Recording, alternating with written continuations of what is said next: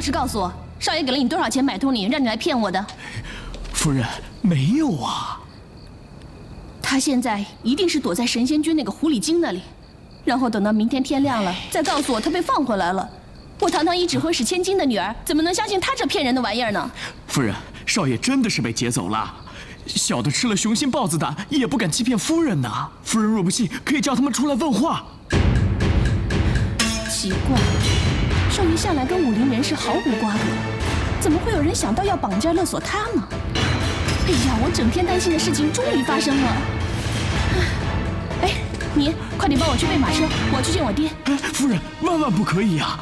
您再仔细看看那字条，上面写的清清楚楚，若报官，少爷性命恐怕难保啊！那就更加奇怪了，信上指明要郭旭一个人去，难道这个人跟郭旭有关系？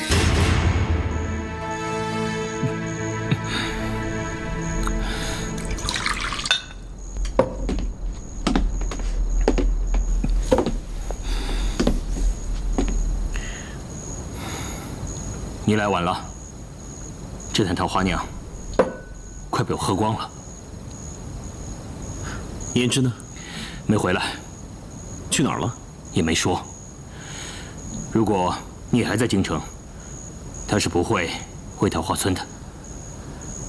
唉，那个小放牛的太任性了，三番两次不知轻重的闯到小鹏王爷面前，幸好小鹏王爷大人大量不计较，不然可有他受的了。三更半夜他还没回来，我想他心里一定不好受。人家当真了，你却没当真。5年前在桃花村萍水相逢罢了，我哪知道他对我当真了？我怎么会知道呢？白天到晚上才相处了短短几个时辰而已，我怎么可能对他当真呢？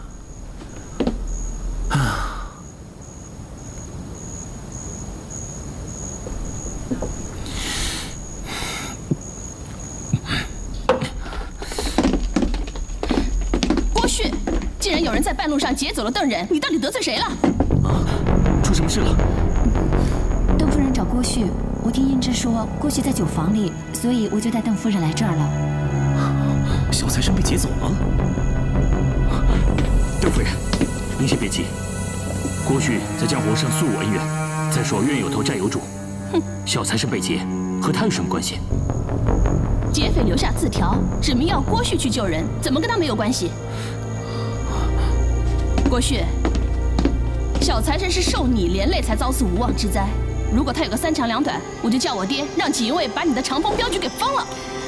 邓夫人，你先别着急，我们把情况搞清楚了再说。邓夫人，你放心，我向你保证平安无恙的把小财神给救回来。好，我会等你的消息的。不过我把丑话说在前头，这件事情因你而起。如果邓忍他少颗牙或者缺块肉的，我就让我爹杀了你。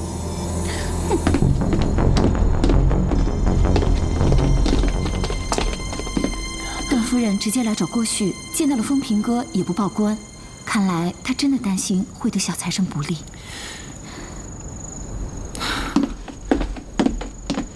郭旭，你仔细想一想，到底跟谁结下了梁子，让他劫走了小财神？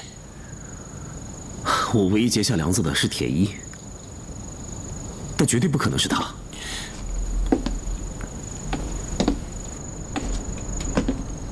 有没有可能是胭脂？胭脂？怎么可能是她呢？她是个放牛的小丫头。刚才邓夫人给我看过字条了，说上面不但指明郭旭去，还说人在京城15里外的废园里。你们说，会有这样的绑匪吗？既不要求赎金，还不打自招，等着人家去抓，感觉上是在跟谁赌气。没错，一定是胭脂。他一定疯了。胭脂还在等你，你去不去？我才不会陪着笑脸去哄他呢。就算我去哄他了，他再发牛脾气，那我怎么办呢？郭旭说的是，万一胭脂姑娘还在气头上，难保事情不会搞得更糟。既然风平哥你是捕头，那这件事情就麻烦你，赶在锦衣卫之前去劝劝胭脂姑娘。也对，我去吧，免得他再闯祸。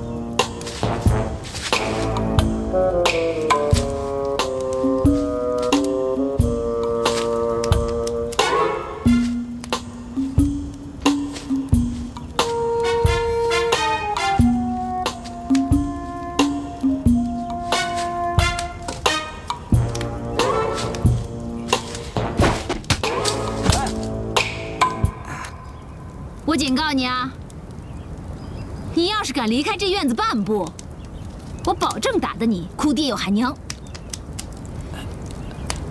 不过话说回来，在这儿，你就算喊破了天，也没有人能救得了你。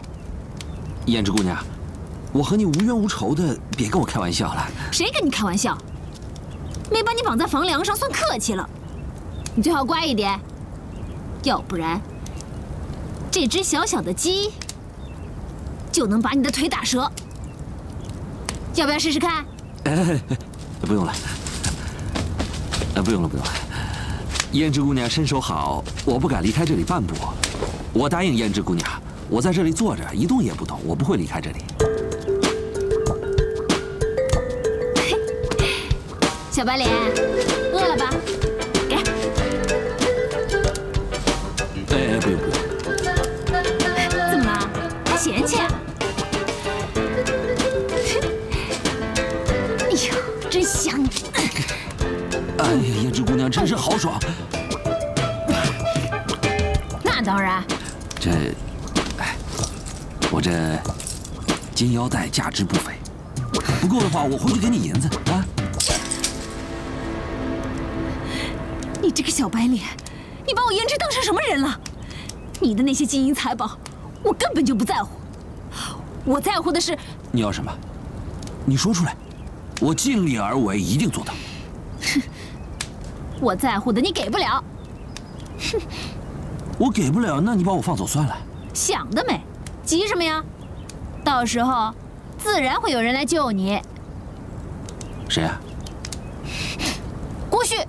郭旭。只要他来了，我自然会放了你。他人呢？什么时候来？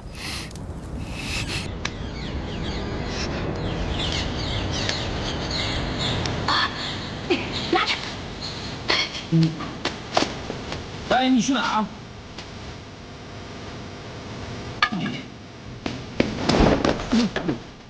郭旭，郭旭，我知道你在这儿，你快出来！胭脂，怎么是你啊？郭旭呢？啊？怎么了？见到我失望了？你为了见他，使出这么激烈的手法，你可知道，小财神是翁太北指挥使的女婿。你这样做，后患无穷。我已经这么做了，现在就是天塌下来我也不怕。怎么？你这个捕头是来抓我的吗？那你抓吧，好去交差啊。你这样做，值得吗？值得。我就是想知道，郭旭心里到底有没有我这个人。到时候你抓了我，就算他不来这儿，总得去牢里看看我吧。你呀，放了小财神，各回胭脂酒房去，就当没事发生。我不回去，我早就说过，只有郭旭来这儿，我才会放了小财神。你我郭旭三人同时相识，郭旭是朋友，难道我就不是吗？我来找你劝你，还抵不上看他一眼。你别问我这样的问题，你和他不一样。不必等了，就算等到天黑，星星月亮出来，他也不会出现的。你胡说！我没必要对你说假话。好了，事不宜迟，把小财神放了。来不及了，我已经把他给宰了。通知郭旭来收尸吧。哼！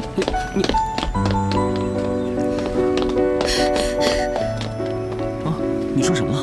怎么连你也把他惹生气了？胭脂不会伤害小财神的，这有我。你回去看看胭脂吧。我上辈子欠你的，这辈子还给你。郭旭，郭旭，来得正好，咱们分头去找小财神吧。风平哥一板一眼的，不懂女人心，恐怕安抚不了胭脂，反而更刺激她。你快跟去看看吧，说不定会出什么乱子。风平不懂女人，我就更不会懂了。风平哥，你这是要干什么？胭脂，你看，小财神已经放了。你看看，胭脂，你看看，小财神。你这是要干什么？胭脂，你看看，小财神。胭脂，你看看，小财神。胭脂，你看看，小财神。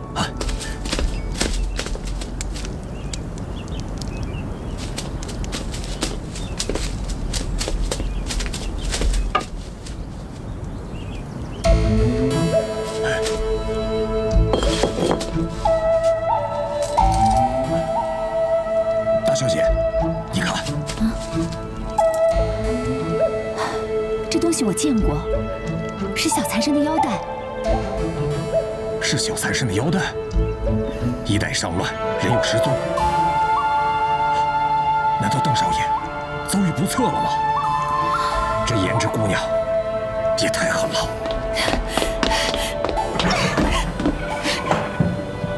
胭脂，胭脂，哎，胭脂，你开门呐！胭脂。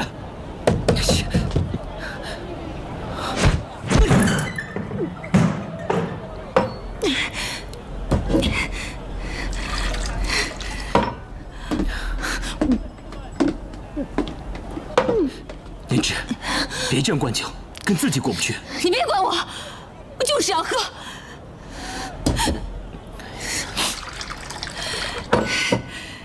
就像当年咱们仨一样，郭旭不是说喝多了就看花不是花，我就是要喝多，这样我就看花不是花，看郭旭不是郭旭。好，你要喝，我陪你喝；你要醉，我陪你醉。你能这么对我，为什么郭旭他不能？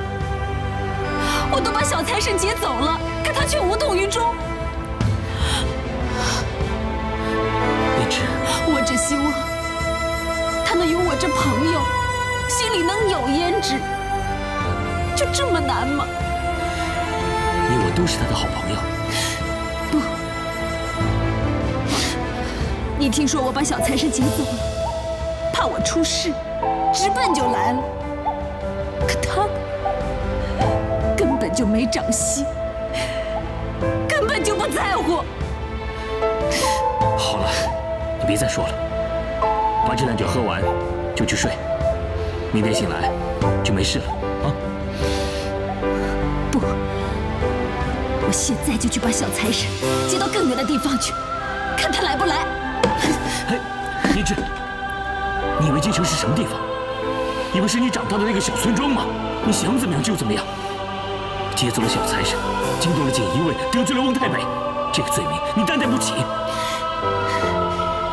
你倒提醒我，我现在就去锦衣卫，去承认小财神就是我劫走的，把我打入地牢，要杀要剐，随他们好了。到那个时候，郭旭他总会来看我了吧？就算给我送终，我也要他陪我喝一次桃花酿。你别再任性了。我就是任性，怎么了？今天我就任性到底了。哎，你让开！你这样耍过去会被杀头的。杀就杀吧，反正郭旭他已经杀过我一次了。你让开！你到底让不让？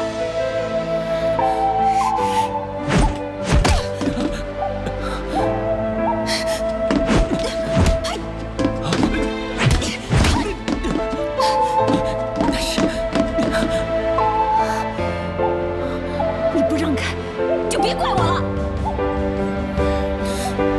慢点，够了！再这样你会伤了凤鸣的。郭旭，凤鸣，你没事吧？我看看。没事，女孩子家花拳绣腿，伤不了我。连挨了好几场，你为什么不懂呢？脸都发青了还说没事？哎，风平好意劝你别闯祸，你却拿他来出气，有你这样任性胡闹的吗？你别怪胭脂，她气头上打了我几拳，等她气消了就好了。啊，那现在好了，郭旭他也来了，有你有我，咱们3个总算聚齐了。酒是现成的，我再去炒几个菜，咱们3个喝个痛快啊！慢着，这个节骨眼儿还有心情喝酒聊天，你是有毛病吧？还是没长脑袋啊？那我脖子上的这颗不是脑袋，会是西瓜呀？你就别给我装糊涂了。你绑架了小财神，要是蒙太北和小彭王爷追究下来是什么后果，你知道吗？你居然像没事人一样。我又不是真要绑他，我不过是吓吓他。现在没准他早就拍拍屁股回家吃香的喝辣的去了。是。事情不是你想象的那么简单。小财神，小财神，小财神！你到我这儿不是小财神就是小鹏王爷。一会儿你是不是还要说楚楚那个狐狸精？要不然就是帮你打理镖局的那个程彩玉啊！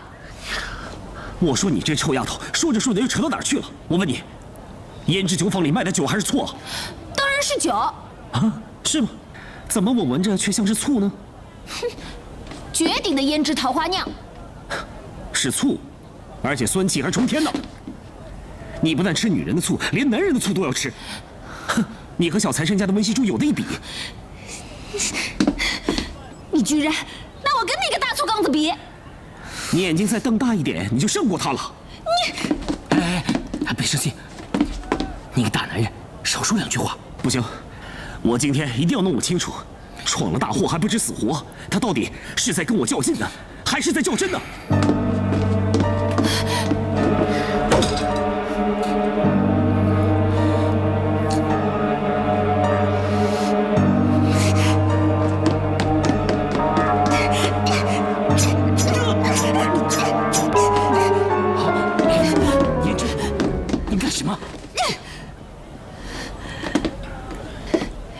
就叫通了。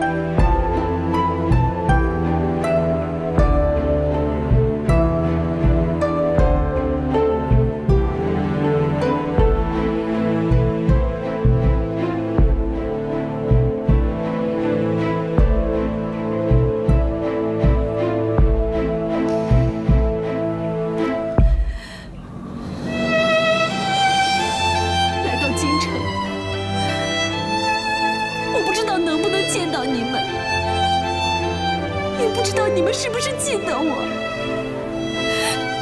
我这么做，为的是想把你留在心上。我都不知道拿什么可以想念你。是，我喜欢你，喜欢第一次见你的感觉，喜欢和你在一起那么开心。5年了，我从来都没有把你忘记，每天都在想你。爷爷走后，我拜别他老人家，驾着马车，带着你最爱喝的桃花酿，连夜来京城找你。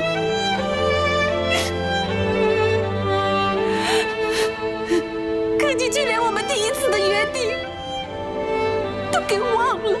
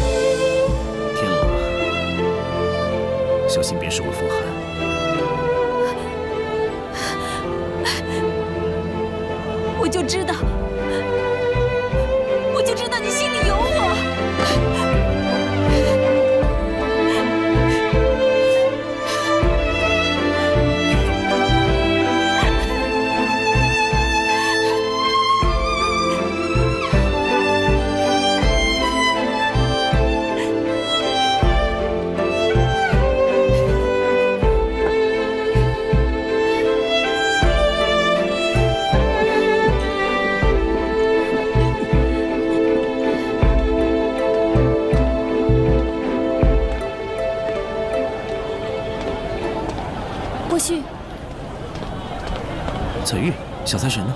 你怎么到这来了？我和何叔晚了一步，小财神被劫走了。啊？你怎么不早说？哎呀，跪下！小财神，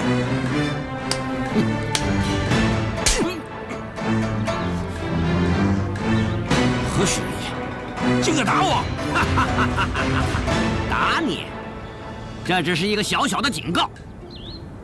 我今天问你一件事情，若不如实回答，休怪我不客气。小财神，你家财万贯，富可敌国，但我只要你一样东西，你若是肯交出来，我保你安全回家。这不就一样东西吗？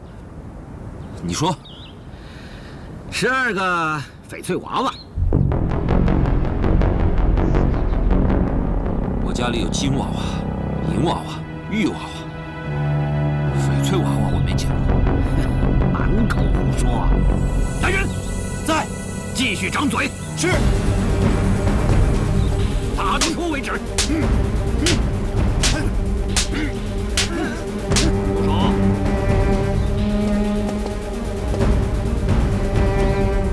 有没有？没有。看来还是不够狠呢。来人，把他的耳朵给我割下来！啊，等一下，等一下，我给你。我有。有啊，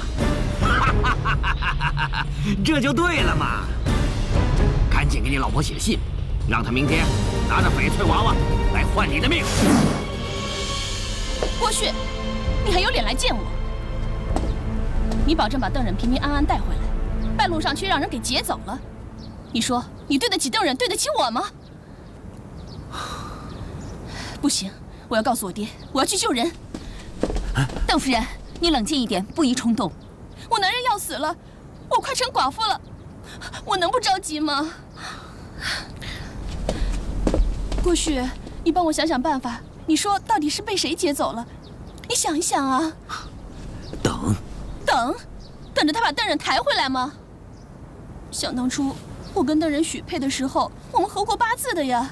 他不是一个短命相。邓忍不是江湖人物，也没有和人结怨。依我看，对方绑架只有一个目的，就是想勒索钱财。不行，我还是要去报官。我要让我爹派锦衣卫翻遍整个京城，我就不相信翻不出邓忍来。让锦衣卫和官府到处大肆搜捕，风声传出去打草惊蛇，那他只有被撕票。撕票！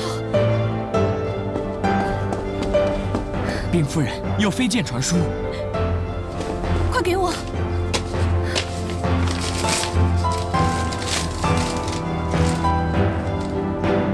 没错，这个是邓忍的笔迹。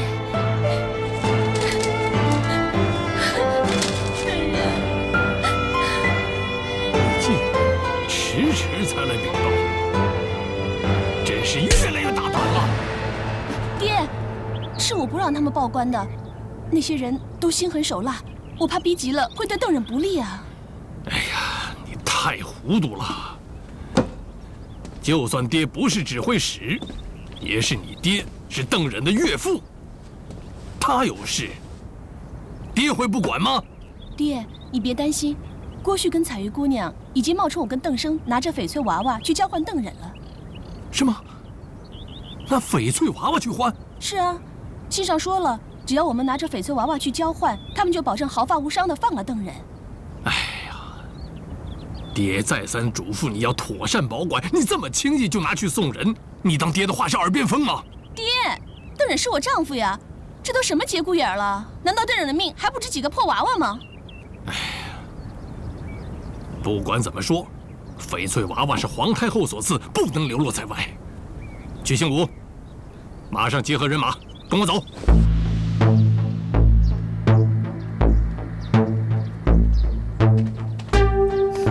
一会儿就看我的了。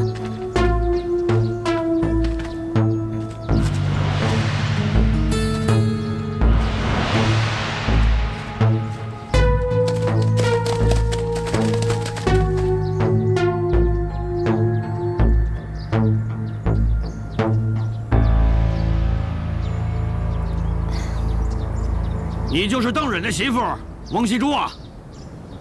是。他是谁？管家。信里不是说得很清楚，只许你一个人来吗？我胆子小，多带一个管家，对你们来说应该没有什么差别。好，东西带来了没有？带来了，让他们看看。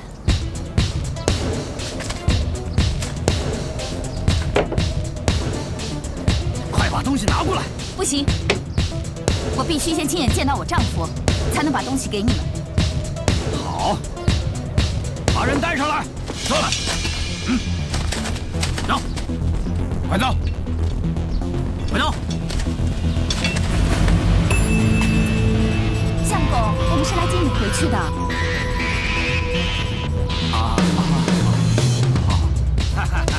翁熙珠，看见了吧？你相公好好的，浑身上下一点肉都没少。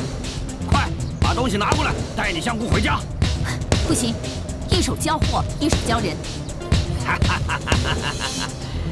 久闻翁熙珠刁钻刻薄，今日一见，果然如此啊！你们敢绑架等人，还这么胆小如鼠？我们只有2个人，难道会飞天遁地吗？好，不愧是翁太北的女儿，有胆识。带过来。看到了吧？你相公就在这里，如假包换。不过你的12尊翡翠娃娃，我却不知道是真是假。我要验货。把东西拿回去。是。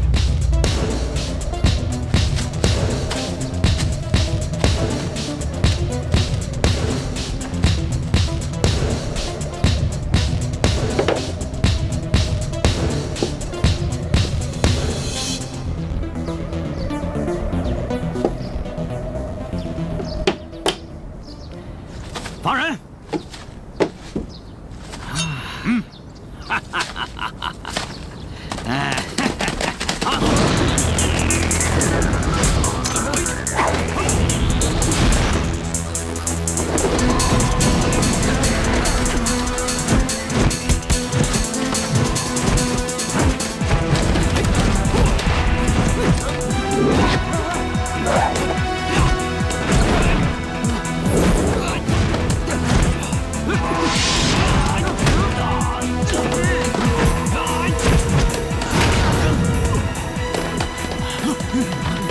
都住手！快把翡翠娃娃留下！翁太北，不想让小财神死的话，让开！哈哈哈哈哈！大胆黄仆，你已经插翅难飞，把翡翠娃娃留下！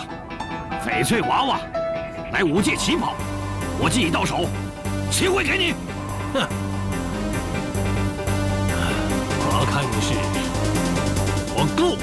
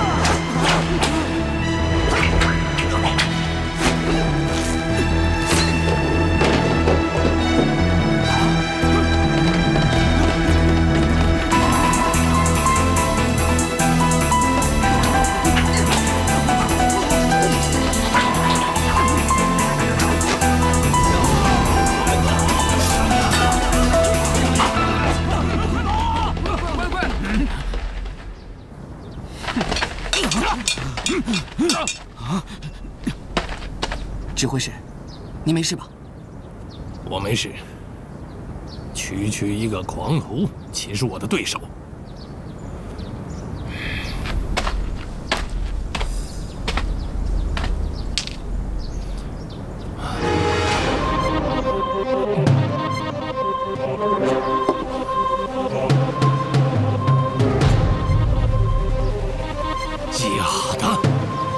假的？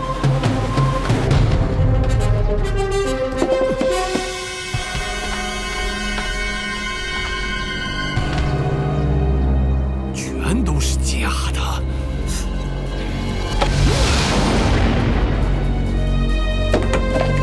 这是邓夫人亲手交给我和郭旭的，怎么会是假的？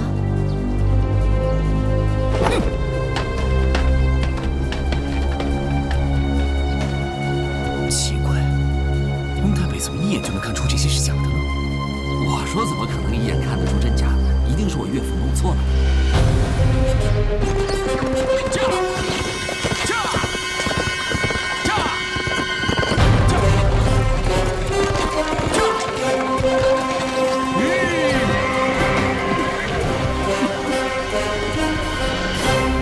蝶儿，连夜赶路，你也一定疲倦了。我们在这间客栈歇一会儿，日落前我们还可以再赶一段路。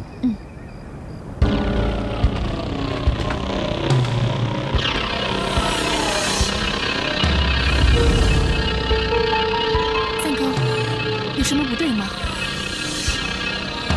蝶儿，你在车上等我，我进去看看。三哥，小心一点。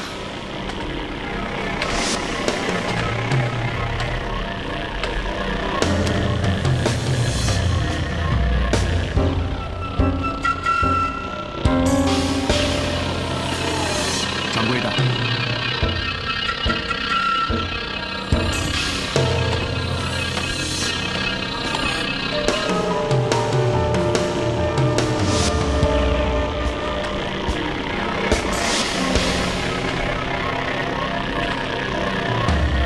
掌柜的，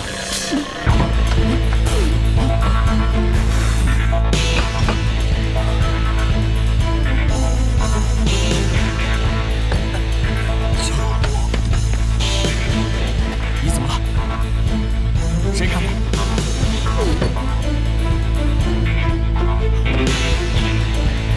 唐门，蝶儿，蝶儿。我们快离开这里，客栈的人都被毒死了。依我看，不是普通下毒手法，应该是四川唐门所为。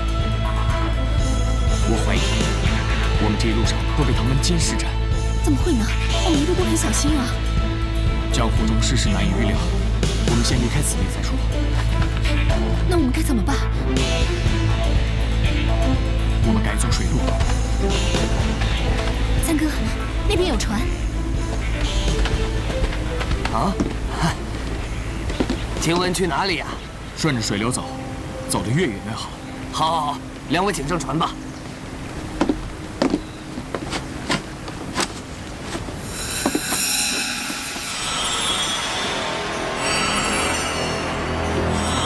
自然可以。两位请上船吧。庄家，你在此乘船多久了？啊，我一直都在这边摆渡，已经很久了。可你的双手白中带青，应该不是乘船的手，显然是长期与毒物接触所致。如果我没猜错的话，你应该是四川唐门的人。既然已被你看破，不必多说了。三哥，你是否感觉血气不济，力不从心呢？看看你自己的手掌吧。你还记得吗？在客栈里你动过那些尸体吗？那个时候你已经中了我们唐门的伏骨尸体。你怎么了？谁干的？过不了多久，它便会从你的手掌心开始腐烂，沿着气血而上，直至毒气攻心，就是你的死亡之时。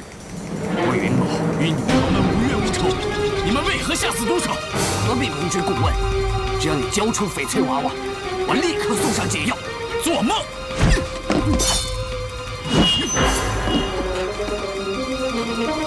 你已经中毒了，只要跟着你捡个便宜就行。这翡翠娃娃迟早是唐门的。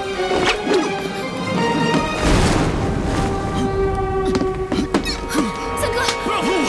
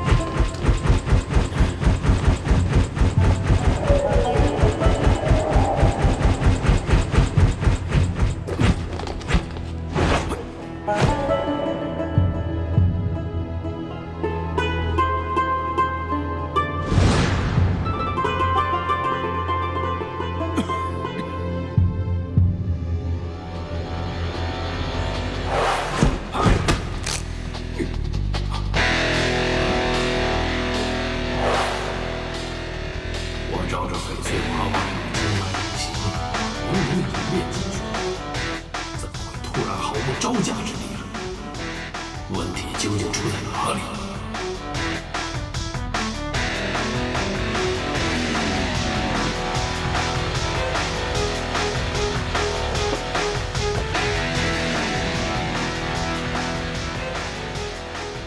幸好我当初留下了翡翠，放开假的还给了你。即使有人取得翡翠娃娃，也毫无用处。不过，我究竟在哪出了差错？我要练天下无敌的盖世武功，无论如何都要将其他的翡翠娃娃追回来。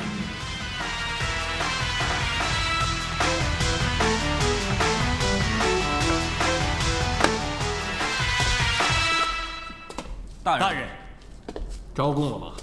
回大人，他只招了他姓罗，名义飞，天幽帮地堂堂主，来找翡翠娃娃的，只是奉命行事而已。继续问，问清楚他们怎么会知道小财神府会有翡翠娃娃？还有，江湖上有多少人对此虎视眈眈？是大人。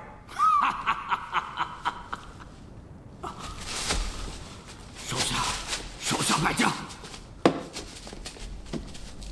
你怎么还有脸来这里耀武扬威啊？今天只是一时失误，你不必太得意了。好一个一时失误啊！忽然动弹不得，招架无力，像是个从来没练过武功的人。翁太尉啊，你是个堂堂锦衣卫指挥使啊，你这功夫也不过如此嘛！啊！对付你这种小角色，我不费吹灰之力。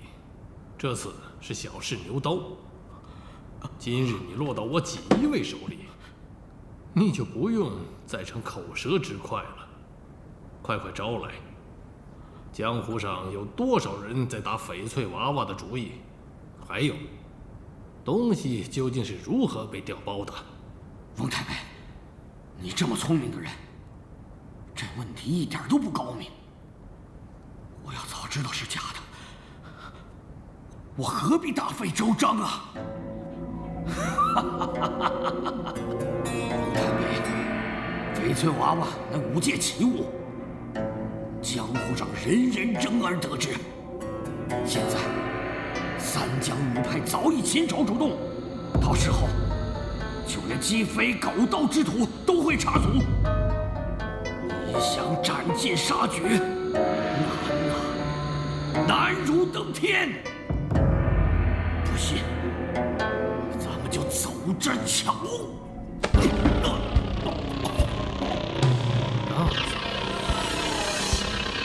一定要斩尽杀绝的。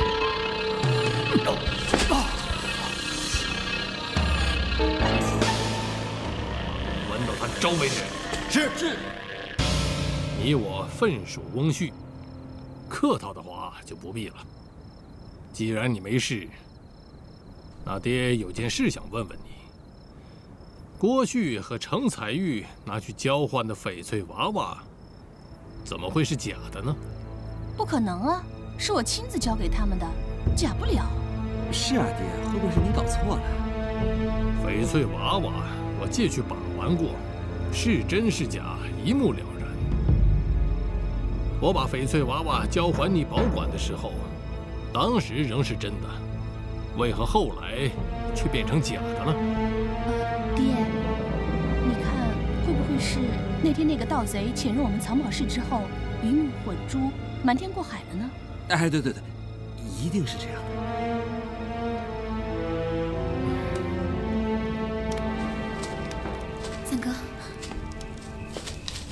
三哥，你好些了吗？还是不行，显然是受毒气阻隔，始终无法完成气功凝聚。这么说，我们无法运用12周天把毒气逼出来了。三哥，这样下去不是办法，不如这样，我们先设法找到唐门的人，把解药换回来。不行，我死也不能换。性命宝贵，所谓留得青山在。你别说了，别说我只有1条命，就是有1000万条命也不能和唐门交换。他们是邪教，翡翠娃娃要落在他们手上，后患无穷。再说，我们多年的心血也白费了。我明白你的苦心，你是为了云雾和家乡的父老。不止这些，还有……三哥，不要碰我！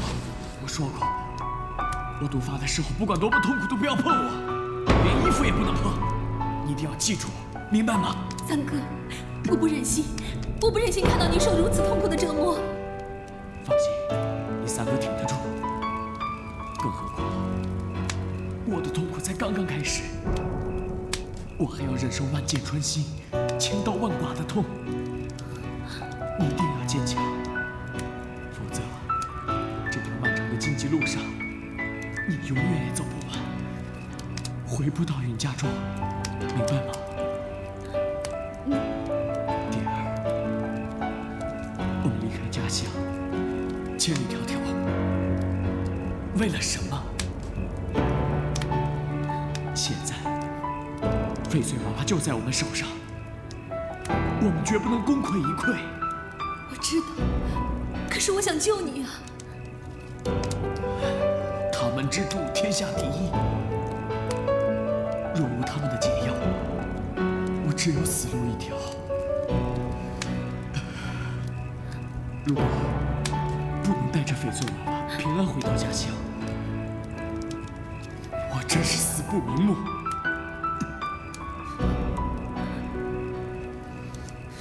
三哥，也许你不必如此绝望。我有个想法，不知道行不行得通。你说。我记得你曾经说过，那12尊翡翠娃娃不仅可以增进武功，还可以治病解毒。如今这些翡翠娃娃在我们身上，为何我们不试试呢？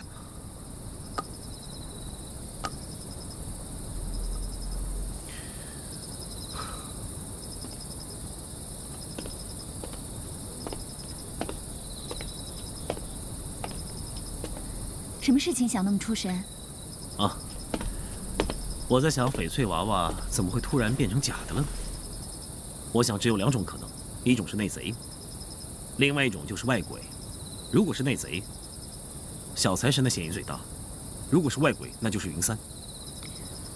如果是云三哥，他闯入小财神府，没有那么多时间，根本没有必要弄假的翡翠娃娃调包啊。我也是这么想的。所以最有可能的，那就是邓人。嗯，这个邓人来个左手换右手，他不是江湖中人，以假换真，要这武林奇物做什么？我也不明白。人人都说翡翠娃娃是武林至宝，它究竟有什么珍贵之处呢？你是真的不知道啊？哼，在你这个女诸葛面前，我怎么敢冒充内行呢？好吧，那我就把这个武林秘事说给你听听。嗯，洗耳听。在无字诀中记载了12尊翡翠娃娃，虽然表面上看不出它其中的玄机，不过只要通过火光折射，便可看出其中的奥秘。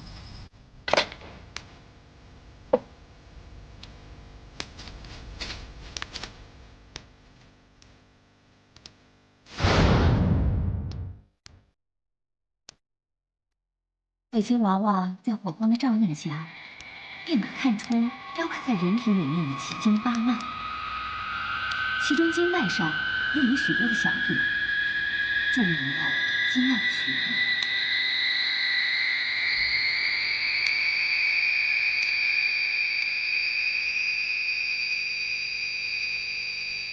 这12个翡翠娃娃里头以及精密的盲雕手法，雕刻有如针头大小般的文字。里面讲解如何配合奇经8脉的运行，只要勤加修炼，便可练成天下无敌的武功。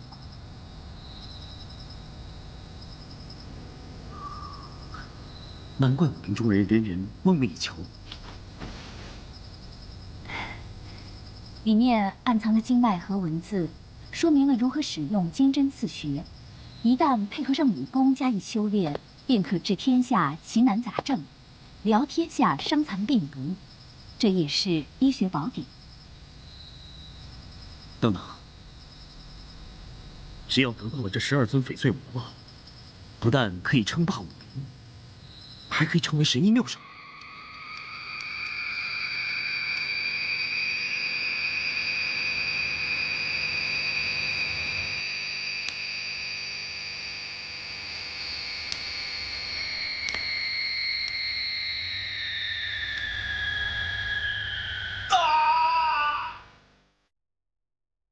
这12个翡翠娃娃，竟然可以绝世武功秘籍，又是可以治病疗毒的宝典。只要是对武学稍微有些根基，对医学稍有研究之人，一旦得到这12个翡翠娃娃，那岂不是天下无敌，称霸武林了吗？世事哪有这么顺心，这么如意呢？17年前，为了争夺这12个翡翠娃娃，江湖掀起了一场无情的厮杀，死伤无数。不过后来不知道为什么，就从此消失，不再出现了。如今他重现江湖，却收藏在一个富可敌国的小财神家中，大概谁也料想不到吧。其实小财神得到了也无所谓，他根本不知道那是武林至宝。就算他知道了，他也不懂梵文呢，所以啊，得到了也没用。什么？梵文？这12尊翡翠娃娃是出自于2位前辈高人之手，其中一位是西域高人。2人晚年因为切磋武艺而结为生死之交，他们把毕生所学留给后人，所以共同刻造了12尊翡翠娃娃。而那位西域高人为了度化得此宝之人，所以全部都以梵文题注。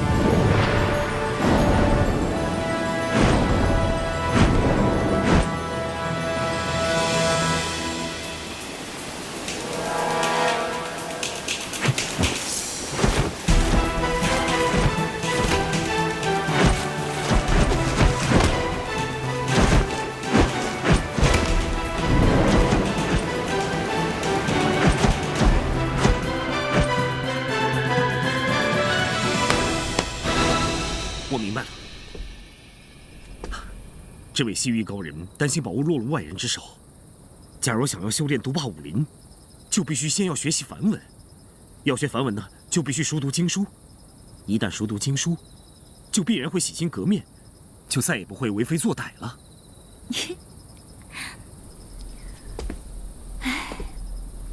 你倒是一点就通嘛！没错，前辈高人如此用心良苦，可是我们后辈却争名逐利，唉，真是无地自容啊！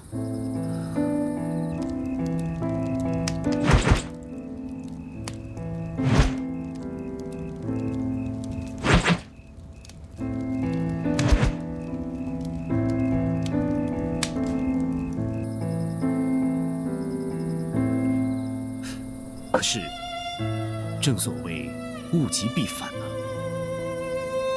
如果练成，称霸武林；那如果练不成呢？翡翠娃娃在江湖上已经消失10多年了，所以到现在，谁也不知道，若练不成会如何。不过物极必反，我想，或许是善或恶的2个极端吧。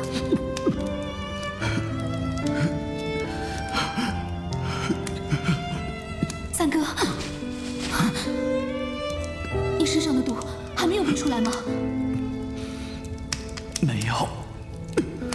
怎么会这样？难道这12尊翡翠娃娃一点用都没有？不是娃娃没有，而是我功亏一篑。怎么会呢？这娃娃身上的经文全是梵文，我看不懂。本以为跟着上面的7经8脉运功就可以了，可谁知道这梵文才是最关键的精髓。现在我只能把毒气聚在一起，却无法排出体外。如果不能把它们排出去的话，一定会出现反反复复的局面。三哥，若是能读得懂梵文，了解其中的含义，是否就能将毒气从体内排出？应该可以。三哥，我们走。我们好不容易才离开京城，为何要回去？京城一定有人懂梵文。长风镖局的程彩玉，我们走吧。不行，找谁都可以，就是不能去长风镖局。为什么呢？我听云武说过，我们云家和长风镖局、郭城两家是两代世交啊。正因如此，所以更不能去。我不明白。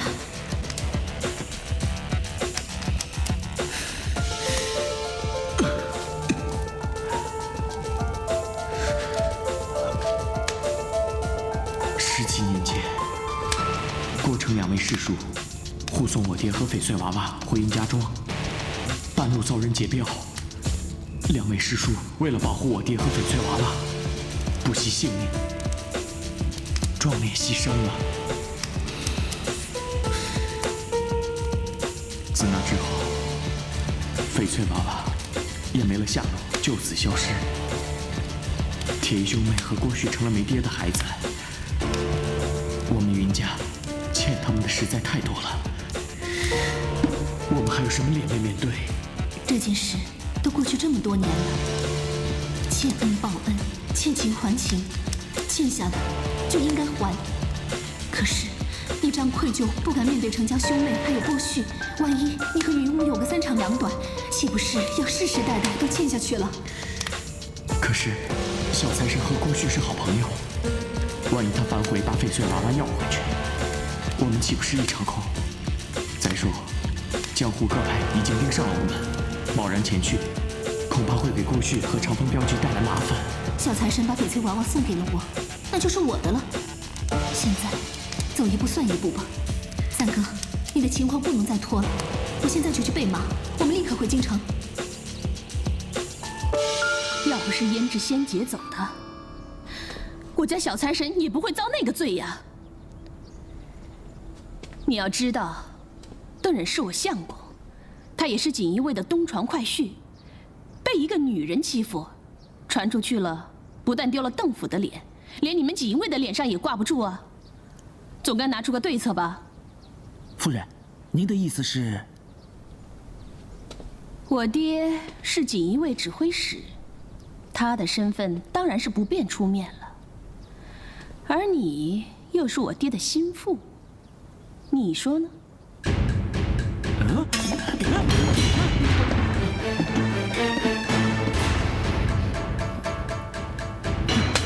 给我砸！是。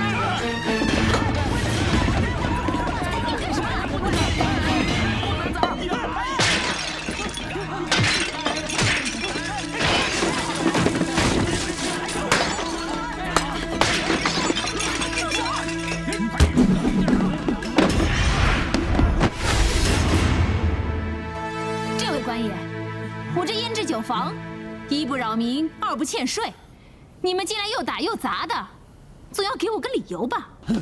哼！有人举报你行街走市，欺负善良老百姓。我看，欺负老百姓的，应该是你们锦衣卫吧？大胆！锦衣卫在此，竟敢血口喷人，可见你平日根本就是目无王法。给我拿下！谁敢动？纪北三郎，在，护好我的桃花林。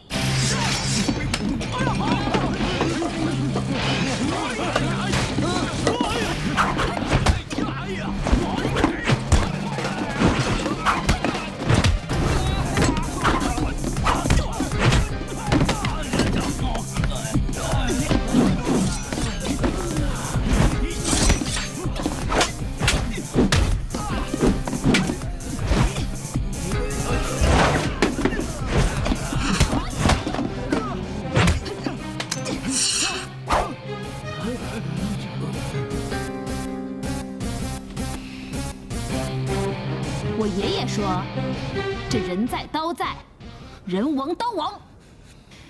快把来龙去脉跟本姑娘说清楚，否则我一刀成全了你。”发什么呆呀？咱姑奶奶问你话呢，报名。锦衣卫副千户张飘。副千户？你们吃皇粮当皇差的，整天净不干好事儿，专门欺压百姓。说，是谁派你来的？警卫奉命办差，谁派都一样。那当然不一样。若是翁太北派你来的，那就一定要有公文为凭；若是翁熙珠，她就是公报私仇，替她那个老公报仇出气。说，是翁太北还是翁熙珠？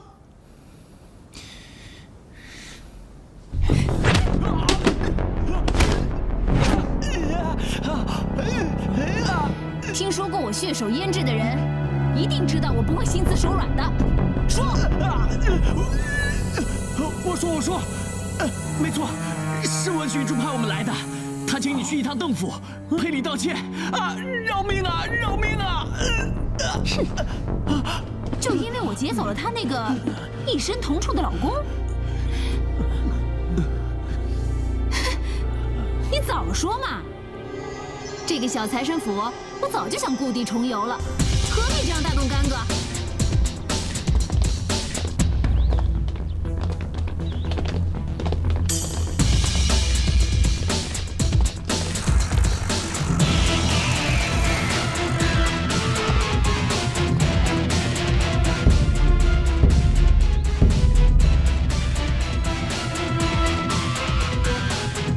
胭脂姑娘，我们家夫人正等着你呢，请。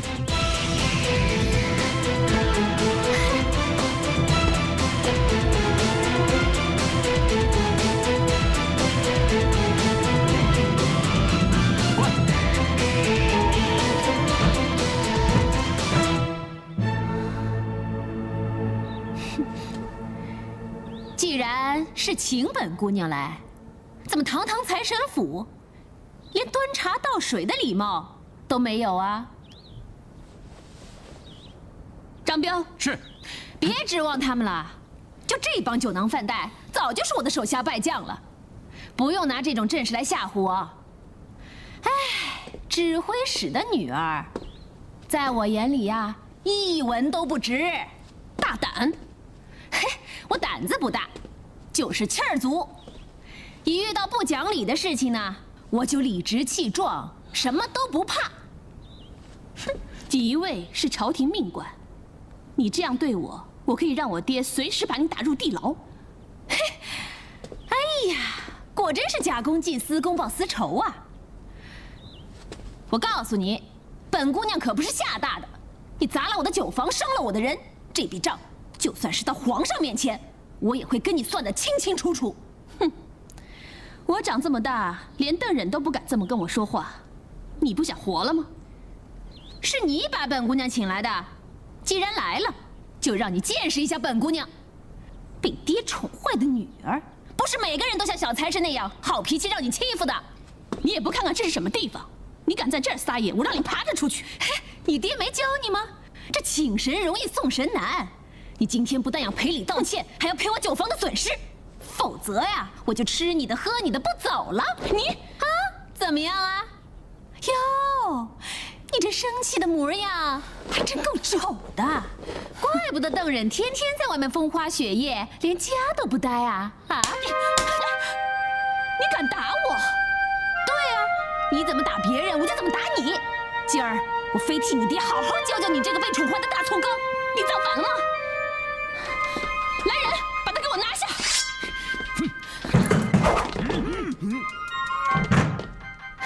我倒要看看，今天谁能把本姑娘拦住！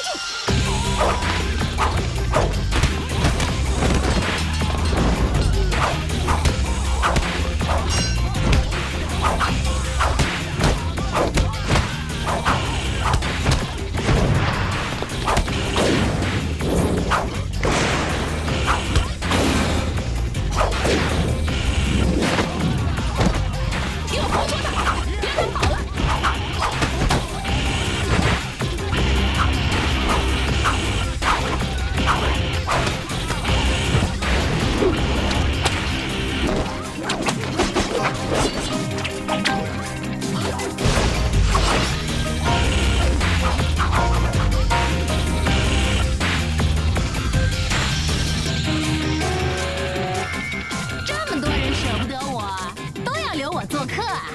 你就是血手胭脂？没错，我就是胭脂。哼，看你这身打扮，应该是个当官的吧？不过我可不怎么跟当官的打交道。自己报上名儿吧。锦衣卫左佥事，屈兴武，奉命办差。哦，嘿，你们俩一个德行，你也是奉旨办差的？大胆！我乃锦衣卫右佥事丁彦山，你真是有眼无珠，连我们兄弟俩的一边双钩都不认识。嘿嘿，本姑娘初入江湖，什么边啊钩啊的，我不认识。不过能投身锦衣卫，看来也不是什么好东西。野丫头敢在我家撒野，拿下她！是。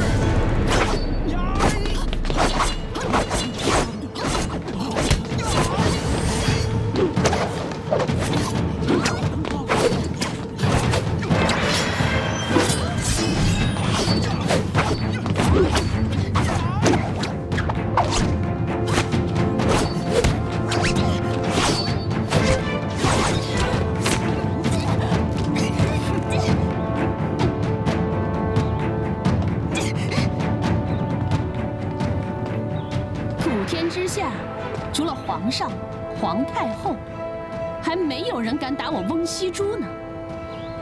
哼，今天真是自找死路啊！这一巴掌是本钱，哼，这一巴掌是利息。你们人多势众，我胭脂今天算是认栽了。要杀要剐，随便你。好，我今天就成全你。来人！夫人。不能杀，不管怎么样，不能杀人啊！夫人，怎么说他都是郭少爷的朋友，要是把事情闹大，如何向两位爷交代啊？还是息事宁人的好，放了他吧。啊，就算不能杀他，我也绝不能放过这个死丫头。这笔账，我一定一笔笔的算清楚。先把她押到地窖再说。是。走。楚楚她走了。是啊，走了。这之前呐，我也没看出什么不对劲儿的地方。这一声招呼不打呀，连夜就这么走了。哎，这细软呐都没带走呢。那你知道他会去哪里啊？我叫我的手下在京城找了个遍，这四周都找不着。我想啊，可能是出城了吧。哎呀，这个楚楚，亏我对他另眼相看，白疼了一场。掌柜的，陈大小姐来了。哎呦，陈大小姐，哎呀，好久不见呐！您这是来还钱的？我去拿欠条。小冯，倒茶。哎，好，不必了，我不是来还钱的。不是还钱，那是还要借钱呐。哎呀，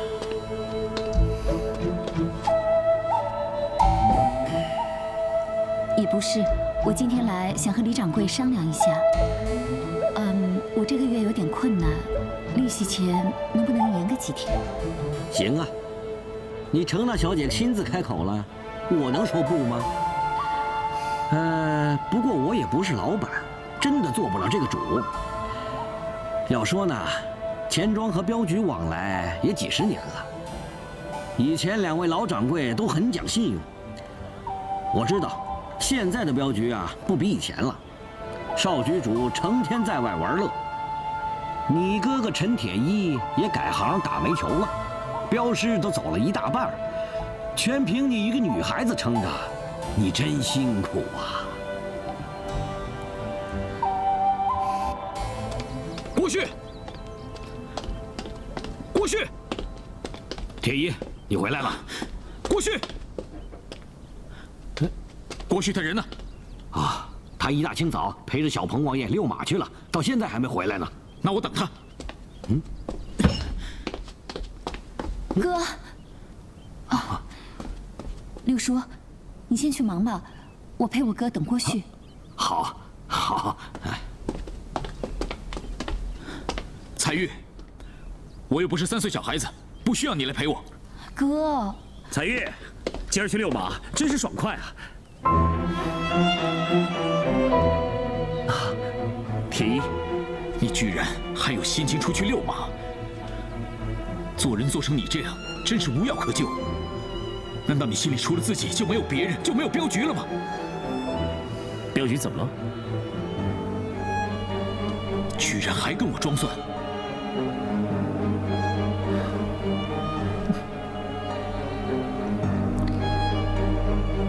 上回在六叔儿子的满月酒上，我已经表明了，少镖主这个位子我不合适，拱手让贤，句句都是真心话。你若愿意呢，咱俩坐下来喝杯茶，好好说；你要是不愿意的话，那咱们就各顾各的，互相不要勉强。为了彩玉，我今天不但要勉强你，我还要教训你。哥，别这样，不能好好说话吗？天意啊！彩玉，什么事让铁意气成这样？镖局出什么大事了吗？哎呀，你老实告诉我。事情没有那么严重，只是我哥听到一些谣言，说咱们的镖师少了一大半，镖局要倒了。其实是误会，镖师们都跑短城镖了。那照你这么说，镖局入不敷出，这也是谣言。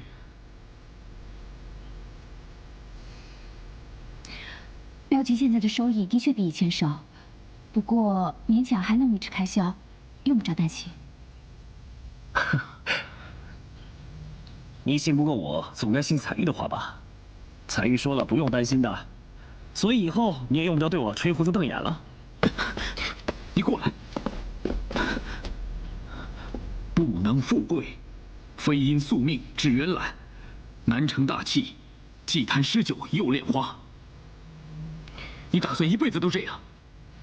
若是能够达到这种境界，简直就是活神仙了。全都是借口！什么活神仙？你根本就只想醉生梦死。我怎么活，与你无关。郭旭，我真希望今生今世都不认识你，偏偏命运把你我绑在一起。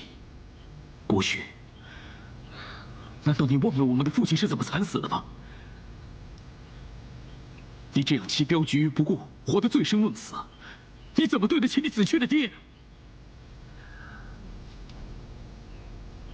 记得小时候，我爹常叫我做人要明白事理。如今我选择自己要过的生活，我想我爹一定会尊重我的。你根本就是在逃避你的责任，你是在找借口。好，就算你不想扛起镖局的担子，但是杀父之仇呢？到底是谁害死了我们的父亲？这样的血海深仇，你都可以弃之不顾吗？你告诉我，怎么了？是不是心中有愧了？咱们爹死的时候，我们的年纪都还小，除了爹的好，其他我都全忘了。要知道，你我为人子女，尽孝是本分。你不接镖局，不报杀父之仇，难道你就不怕天下人说你不孝吗？好啊，来呀！让全天下的人都来指责我郭旭是多么的不孝，我根本就不在乎。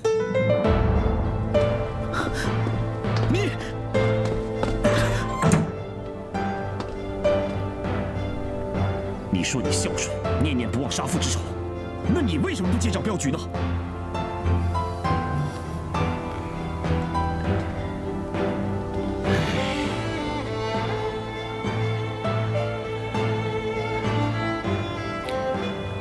走镖，大江南北的奔波，吹的是飞沙走石，过的是风餐露宿，活的是刀口舔血，睡的是夜不安宁。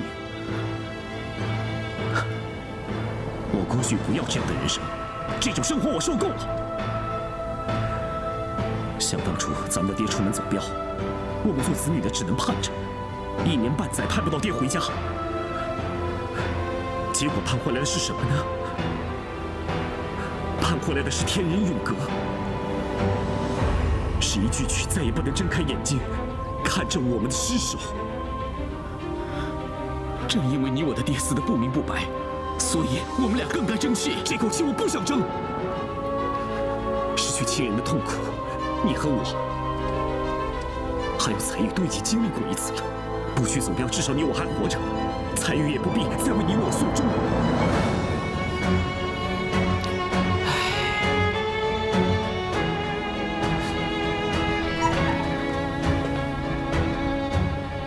这就是我想要的生活。你瞧得起或者瞧不起，随你便吧。郭旭，郭旭，你给我站住！郭旭，你会后悔这么做的。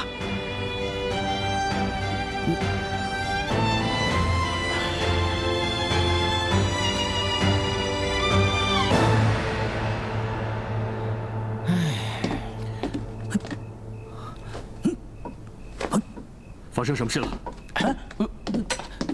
凤爷，您可来了。胭脂呢？今天一大早来了好多锦衣卫，二话不说把咱这儿砸了个稀巴烂。是因为帮着小财神之事而起吗？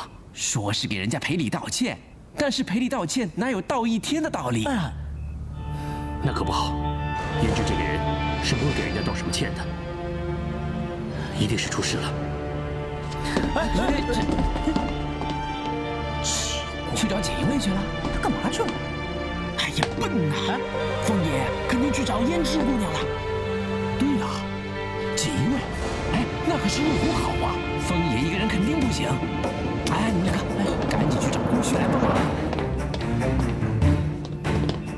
站住！有人上衙门告状，说你们私押民女，所以我过来查看一下。哼。锦衣卫的事儿也轮得到你这小小的捕头来管吗？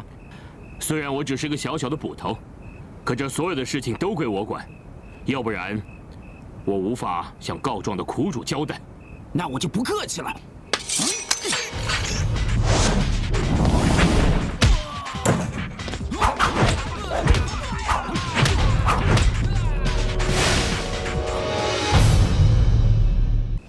站住！有人上衙门告状，说你们私押民女，所以我过来查看一下。哼，锦衣卫的事儿也轮得到你这小小的捕头来管吗？虽然我只是个小小的捕头，可这所有的事情都归我管，要不然我无法向告状的苦主交代。那我就不客气了。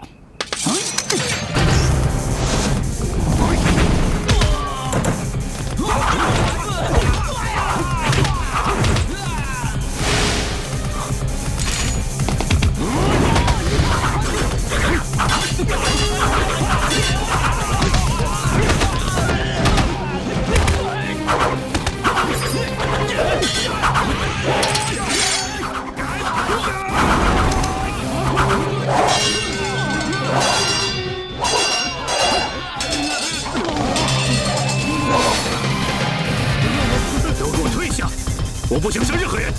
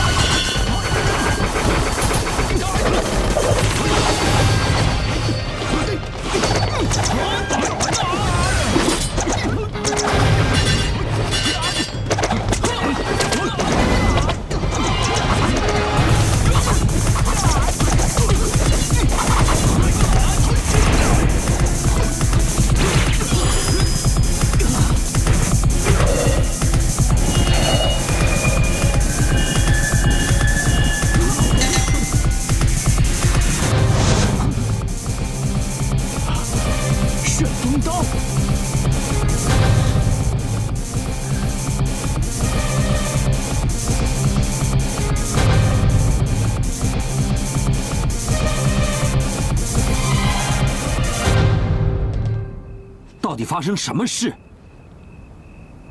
我来找胭脂。凤嫔，你搞错了吧？胭脂她怎么会在我的府上？锦衣卫要胭脂过来赔罪，她到现在都没回酒房。我来带胭脂回去。这是你的主意吧？啊，我都说了不计较，你怎么还把人家……你能不计较，不代表我可以善罢甘休。我请那个死丫头过来是向我赔礼道歉的，结果她甩了我一巴掌。哼，她敢在我面前放肆，我就得给她点颜色瞧一瞧。国有国法，如果胭脂有罪，你大可送她去衙门。你私下掳走胭脂，还动用私刑，要论罪，你知法犯法，罪加一等。你一个小小的捕头，敢对大小姐发号施令，你以为你是谁呀？风平，我告诉你，得罪锦衣卫的人没有一个有好下场。大胆风平，识相的滚出去，要不然我一鞭双钩，不仅给你摘了你的乌纱帽，还能要了你项上人头。哎，别！以和为贵，以和为贵啊！不必了，你要的话，我可以双手奉上。有本事，你就来取我的人头。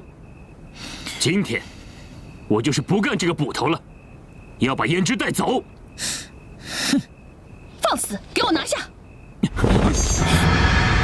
胭脂在哪儿？哎，风平，你冷静，千万不要乱来啊！胭脂在哪儿？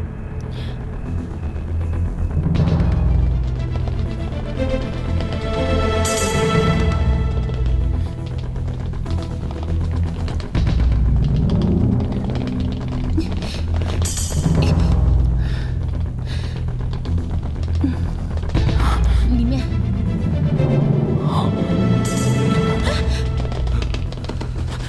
胭脂，胭脂，是谁把你打成这样的？把他伤成这样，是谁的主意啊？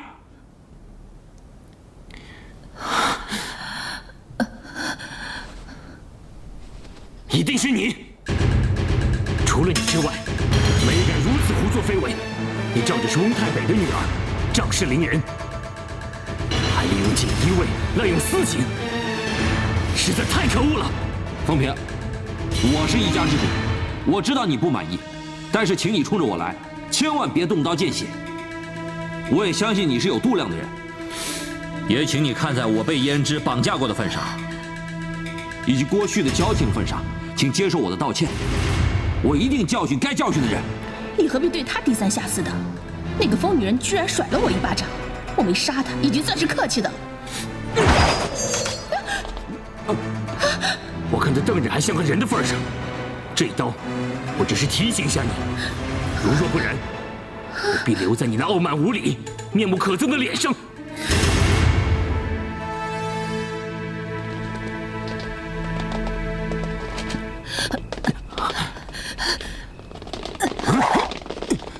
谁敢阻拦我，就是自己往刀口上送。我风平，随时在胭脂酒房候叫。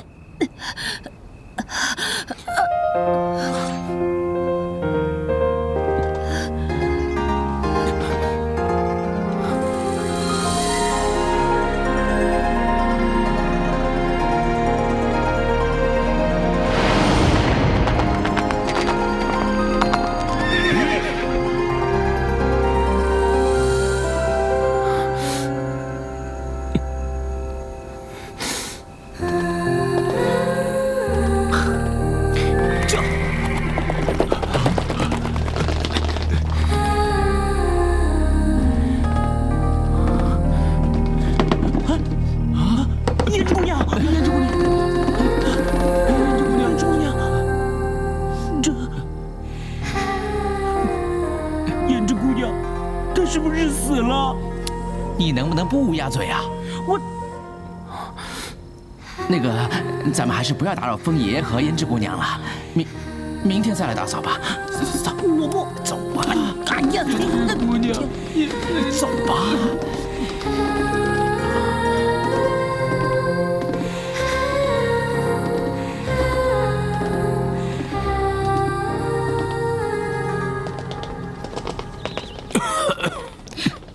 爹。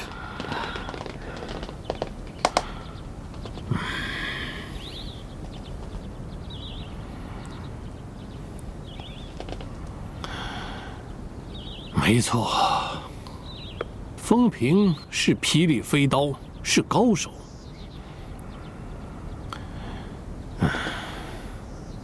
但你们两个左右千室，还有副千户，再加上几十名锦衣卫，居然让一个小小的捕头如入无人之境，肆意妄为，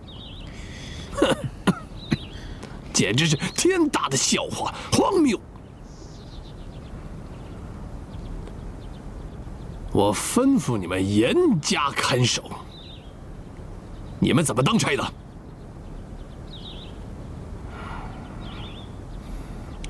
才一个风平就搞得天翻地覆，要是多几个的话，岂不要造反了？我问你们，皇上要你们这些锦衣卫有何用？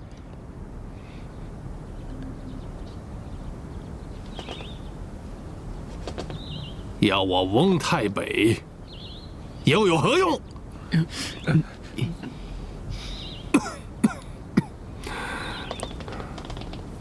事情既然已经都发生了，你就别太生气了，小心身体啊。对啊，爹，您别气坏身体啊！而且这也不能全怪他们，当时风平就像疯了一样冲进来，他们才会投鼠忌器的嘛。你们两个不必帮他们说谎，爹心里有数。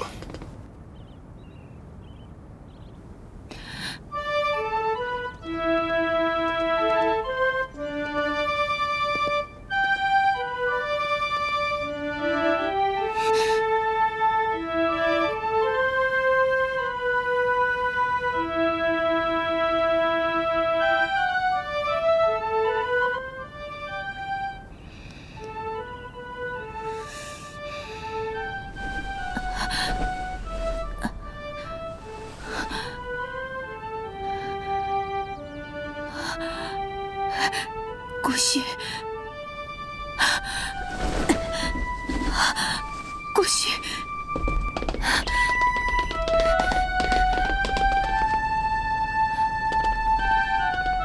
是你？郭旭呢？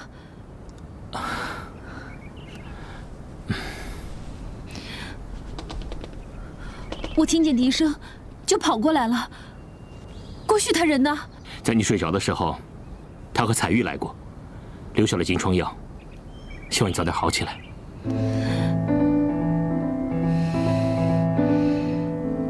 那这么说，是你把我救了出来？是谁救了你不重要。哦，对了，你睡了1天1夜，睡得挺沉的，你看，现在气色好多了。如果是郭旭救了我，你就不会说是谁不重要。金疮药的服用方法我都写下放在桌上了，记得按时服药就好。我也回顺天府去，先走了。哦，还有，那些柴我已经替你劈好了，够你用几天了。这几天我要出差公干，自己保重。等一下，谢谢你，风平。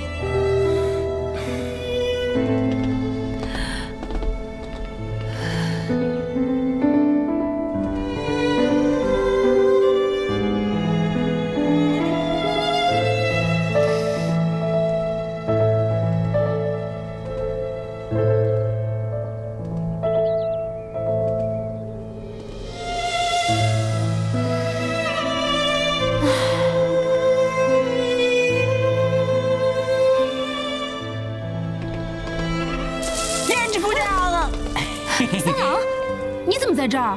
照做是不是？不是，我叫你喝汤啊。喝什么汤？那郭少爷借我的手和脚，10万火急的把那个补汤送过来给你喝的。啊？郭旭叫你送汤来？对。既然是郭旭让你送来的，那就一定是他做的啦。我要喝的一滴都不剩。胭脂姑娘，他们老说我笨，有时候我发现你比我还笨。那郭少爷好歹也是男子汉，他怎么可能进厨房呢？这汤啊，肯定是彩玉姑娘做的嘛。彩玉？别盛了，我不喝。这不是你不喝的话，我很难交代他。那就别交代了，反正彩玉做的汤，我一口都不喝。不是那个，哎呀，那个风爷他连死都不怕，你的命是风爷用他的命救回来的，这个汤也是彩玉姑娘的苦心，你不好好照顾你自己的身体，这样我们大家都不好受吧？啊？好了好了，来。哎呀，有时候我觉得，要是有人也这么关心我、疼惜我的话，我一定早晚都给他磕头，叫他爹，叫他娘。郭旭让你送汤来，他为什么不自己来啊？哦，他跟彩玉聊天，没时间。什么？那个酒坊那边我们打理好了，我们3个就在外面等着。你要有什么事，赶紧把我们叫进来。这汤你赶紧喝吧。我先出去，有事叫我啊。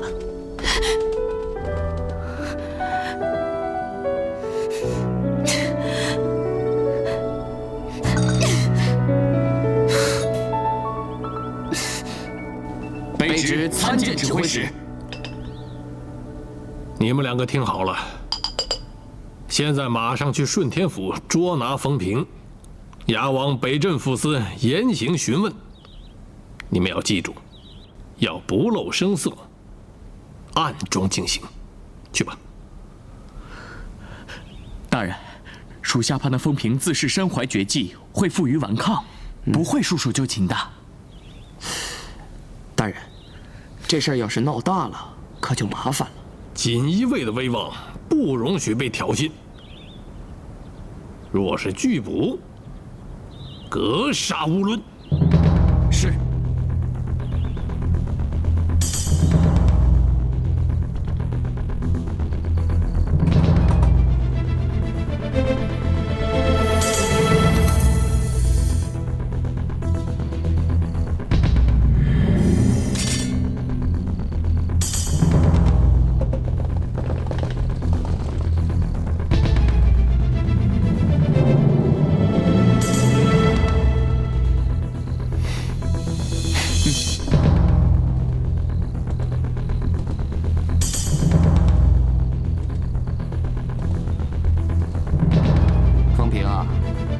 你已知罪了，那就最好，省得又动干戈，惊动他人。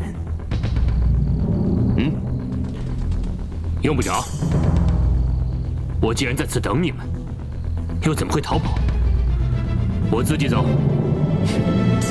那好，请吧。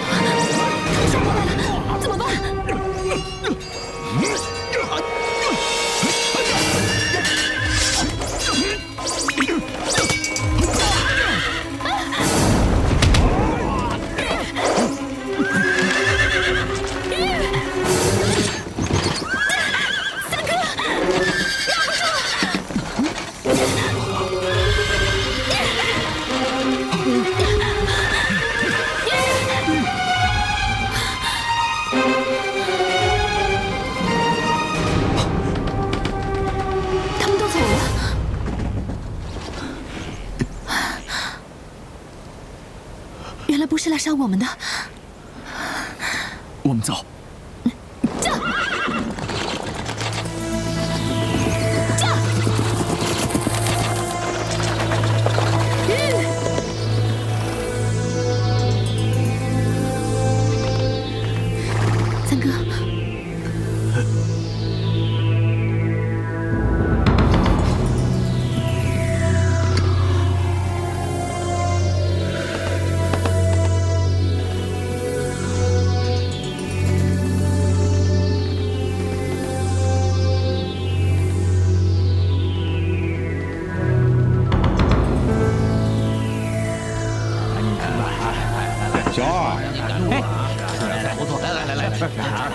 客官，你要点什么呀？二位客官，打尖还是住店啊？只是打尖，不住店。啊，好，里边请，里边请啊。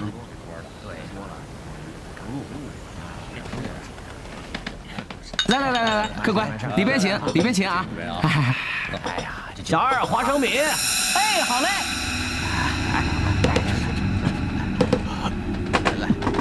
二位客官，吃点什么？沏壶茶，2碗面，1斤卤牛肉，要快。嘿，好嘞，您稍等啊，先来壶茶嘞。哎，好嘞。三哥，你撑得住吗？味道还不错。哎，客官，您的茶水。行啊，将就吧。哎，确实挺好吃啊。对。哎，再喝一杯。来，客官，您手怎么了？哎，您的脸色怎么发黑啊？你是不是得瘟疫了？快走！不是瘟疫，是开水烫的。我们还要赶路，赶快上菜。哦，好。小二算账来喽！哎，客官，里边请。你去给我拿壶酒。哎，好嘞。哎，您坐啊。哎，走吧。小二结账了。哎，好嘞。姑姑。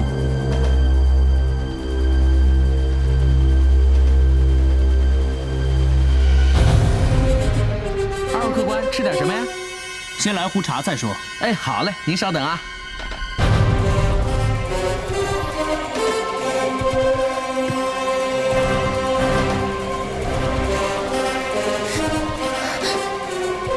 三哥，怎么突然间变冷了？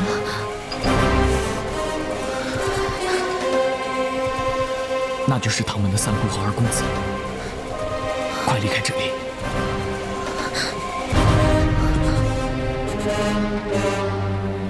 哎，客官，哎，您的菜都好了。哎，客官，别走啊！给你钱。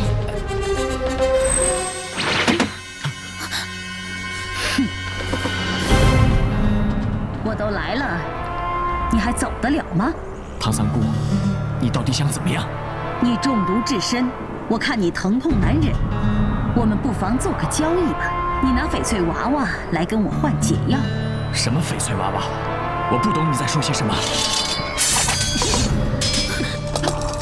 什么人？罗一舟。哼，原来是天幽帮的8大护法呀！为了翡翠娃娃，我哥哥罗亦菲丢了性命，所以这12尊翡翠娃娃，我更要得到他们。他们2个就交给我来处理吧。走。快走！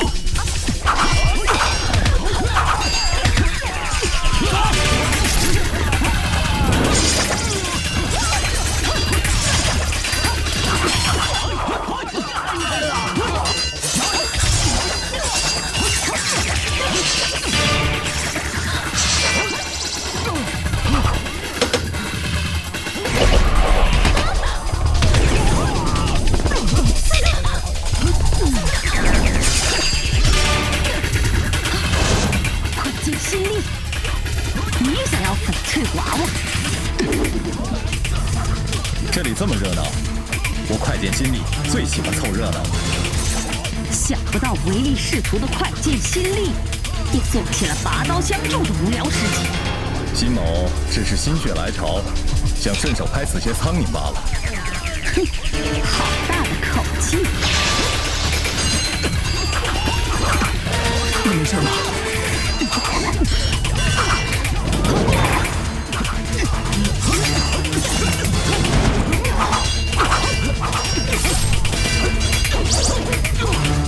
快走！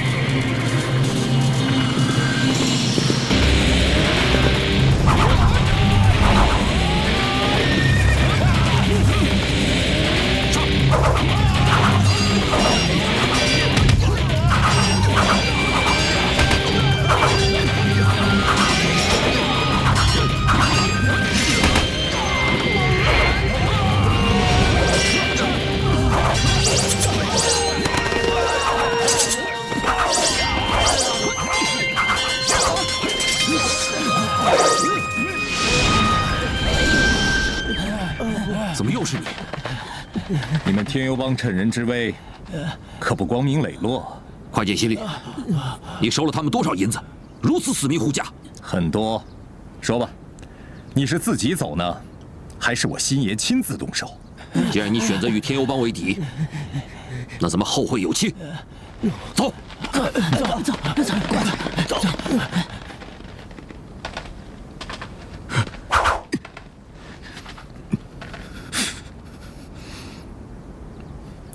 云兄，莫非你也认为我是为翡翠娃而来？难道不是？久闻翡翠娃娃乃江湖至宝，得知者可是武功达到高深莫测之境界，进而称霸武林。只可惜我辛某人无大志，对此毫无兴趣。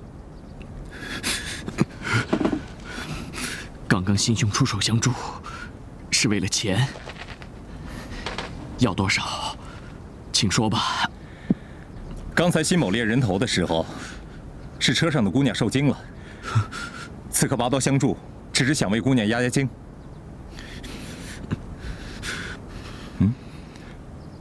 怎么车上的姑娘没动静了？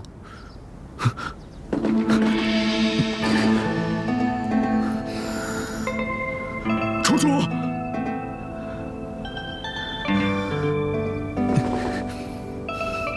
这一趟本来是送我去京城疗毒的，没想到楚楚也遭此毒手。这样吧，我亲自送二位去京城。在想什么呢？这2天你老是心神不宁。是吗？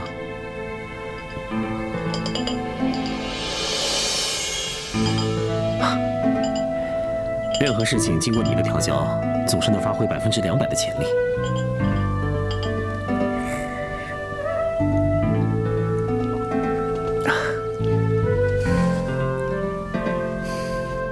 你要是担心那个胭脂，就去看看他，没人会拦你。胭脂那儿有风评就行了，用不着我多操心。那去找小财神聚聚。楚楚失踪了，下落不明。小财神自个儿都整天心烦意乱的。楚楚姑娘到底去哪儿了？哦，没人知道楚楚上哪儿去了，又为什么会突然消失，谁都不知道。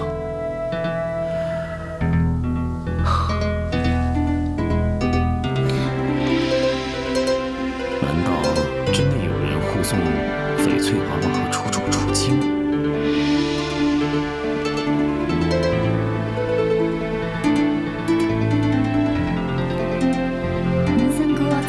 小财神的藏宝库，如果说他是为了翡翠娃娃而来，那你说的护送之人难道是云三哥？真奇怪，你总是能看得到我心里在想什么。难道你有透视眼吗？谁？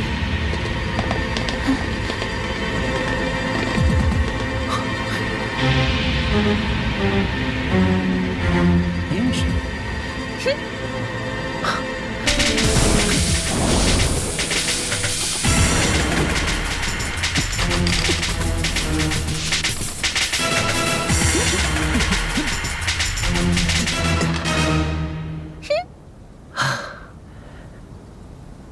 看来我们镖局的金疮药可真好用，才几天功夫，你又活蹦乱跳的了。哼！知道我受伤，为什么不去看我呀？我怕我去了，一不小心惹人生气。为了让你好好休养，还是不吵你为好。哼！你有空跟别的女人瞎扯，就没时间关心我一下吗？哼！别的女人？哦，你说彩玉啊？我们俩从小一起长大的，怎么算是别的女人？在你身边，只要不是我，都叫别的女人。哼！哎呀呀，只不过去了一趟小财神府，就把翁西珠的飞速功夫学得淋漓尽致了。少往自己脸上贴金啊！谁吃醋了？那么，请问这位姑娘，你涨红着脸指控我没去探病，这不是吃醋是什么？你，少贫嘴了你！我告诉你啊，一会儿我就去问彩玉，肯定是她缠着你，不让你去看我，对不对？哎，你又错了，彩玉从来不过问我要去哪里，要去做什么的。哼，他帮你打理镖局，又照顾你吃喝，还能不过问你的事儿？因为他了解我这个人的为人，也相信我做人的原则。那我更了解你，我更相信你。是吗？嗯。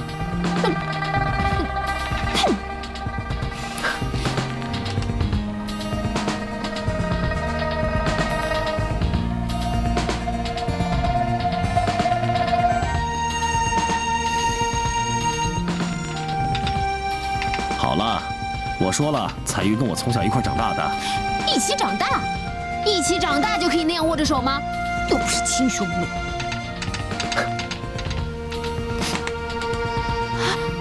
握着手又怎么了？那不是比亲兄妹更亲了吗？你的意思是，你们比亲兄妹还亲？那你把彩玉就当妹妹看了？也可以这么说吧。那你早说嘛！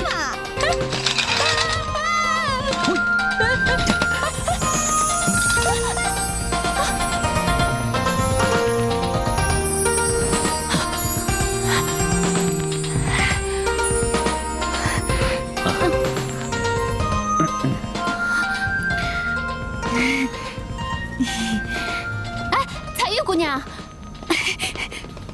我正跟你的郭旭哥哥说你呢，你们兄妹感情那么好，真的让人挺羡慕的。我决定了，这郭旭的妹妹就是我的妹妹，以后我保护你。什么妹妹啊？论岁数的话，你应该叫她彩玉姐姐。不必计较那些礼数，胭脂姑娘随意吧，自在就好。你看，人家彩玉多懂事儿啊，比你爽快多了。以后我在京城又有个伴儿了。哎，对了，过2天我在胭脂酒坊摆一桌酒席，谢谢风平把我救回来，到时候你们2个可一定要来哦。哎，就是风平这2天出公差了，这样吧，等他一回来我就通知你们啊。啊，风平出公差了，我怎么没听说呢？嘿，因为呢，他只告诉我一个人。除非有重大案件，否则风平不会离开京城的。是啊，这样不告而别，不太像风平哥的作风。喂，风平出公差，你们2个的表情用得着这么奇怪吗？到底怎么回事啊？风平恐怕出事了，我得去顺天府问清楚。啊？出事了？那还等什么？赶快走啊！哎呀，我也跟你们一起去。彩玉姑娘，这顺天府是什么地方？指不定会发生什么事。你又不会武功，要真打起来，我们还得分神照顾你。你呀，就在这儿等消息吧。啊！可是，哎呀，你的郭旭哥哥担心你，不就是我担心你？不让你去，那是为了你好啊！哎，离开了。对呀。风头他突然说不干了，我们被他吓了一跳。郭少爷，您和风头是好朋友，怎么连您也不知道？笨蛋！郭旭要是知道，我们还来问你们干什么？哎呀，顺天府衙的差事说不干就不干了，总得有个理由吧？哎，这事儿真奇怪啊！风平向来做事严明，不会无缘无故的辞职，失踪必然有原因的。如果你们知道些什么，请告诉郭某。前几天深夜，我当完差回来，看到锦衣卫把风头押上囚车带走了。啊！囚车？郭旭，我不放心，所以跟过来看看。风平哥呢？听说被锦衣卫带走了。哎，那天风平跟我说，会有一阵子看不到他。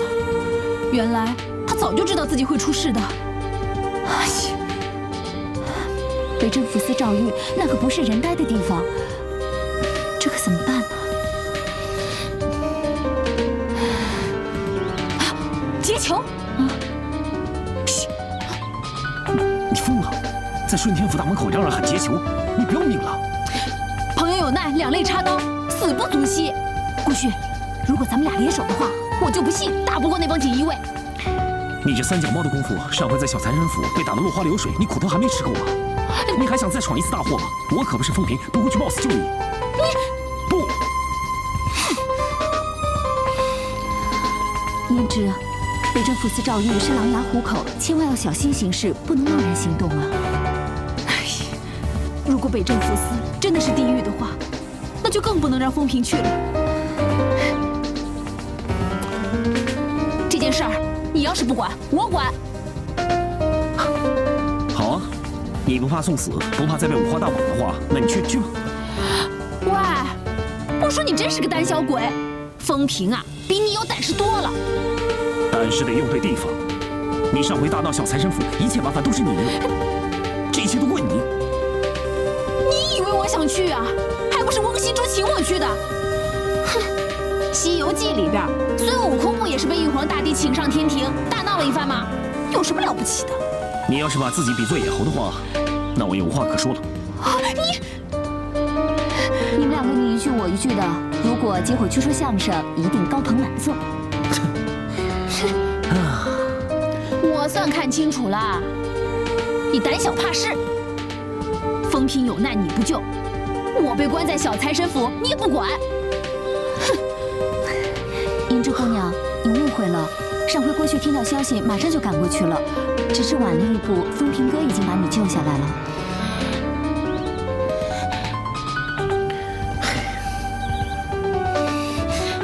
你的腿比风平的短吗？为什么要晚一点？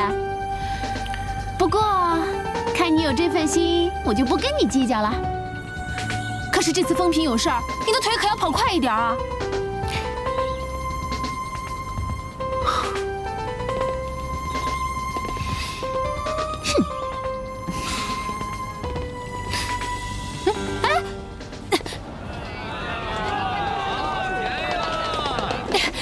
先生小姐，瞧瞧看看啊！你应该有办法吧？你想想看，当今能压得住蒙太北的没有几个人，除了皇上、皇太后、老王爷之外，还有一个人。啊？小鹏王爷。小鹏王爷，小鹏王爷是不是我见过的那个特别高的那个王爷？只要我开口，以我们的交情，他肯定会帮忙的。我说，就凭你们俩的交情，他肯定会帮你的，真的。但是这次我们牵扯到私人恩怨，于理我们没有向小鹏王爷求助的理由。没错，就算小鹏王爷帮忙出面让锦衣卫放了人，蒙太北这些人也是口服心不服的，难保他不会伺机再找风平的麻烦。喂，我说你们别不理我行不行？说的什么乱七八糟的，听也听不懂，跟绕口令似的。你得帮我找个理由，好让我去找小鹏王爷。谁说你要自己去了？你还记不记得东城孙家婆婆？孙婆婆，小鹏王爷的奶娘。小鹏王爷待孙婆婆有如亲娘般，孙婆婆又是明理的人，只要我们到东城外放个风声，说你不小心害朋友入了诏狱，深感内疚，孙婆婆肯定不会让我受半点委屈的，所以这消息一定会传到小鹏王爷的耳里。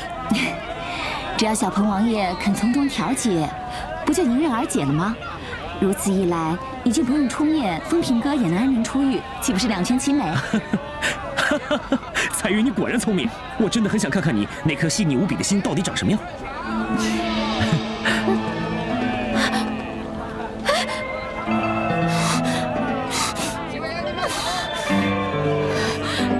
他的心有什么好看的？怎么就不想看看我的呢？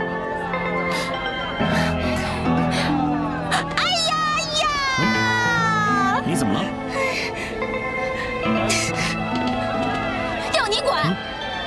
我心痛！哼！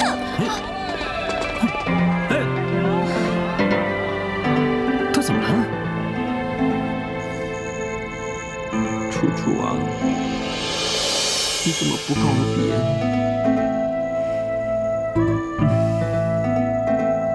归期楚楚，才可动人。